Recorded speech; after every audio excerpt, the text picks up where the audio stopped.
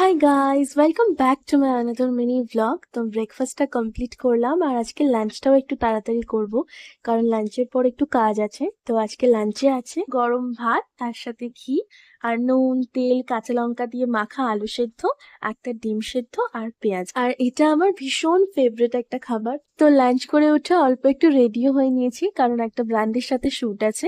আর যেহেতু mother's day special shoot, তাই brand থেকে বলা হয়েছিল যে মায়ের সাথে শুটটা করতে হবে।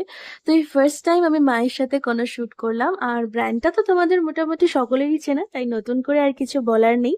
আর এই শুটের ভিডিওটা আমি অলরেডি আমার ইনস্টাগ্রাম অ্যাকাউন্টে পোস্ট করে দিয়েছি, তোমরা চাইলে ওখানে গিয়ে দেখতে পারো। তারপর বিকালের দিকে খেলাম একটু টক দই। আর আমার মতন পাবলিক কারা কারা আছো যারা টক দই তো চিনি দিয়ে খাও, তারা একটু কমেন্ট করে জানাবে তো। আর ডিনারে খেলাম ফ্রাইড রাইস আর চিলি চিকেন, তবে এগুলো বাড়িতে বানানো নয়, সবটাই দোকান থেকে কিনে আনা।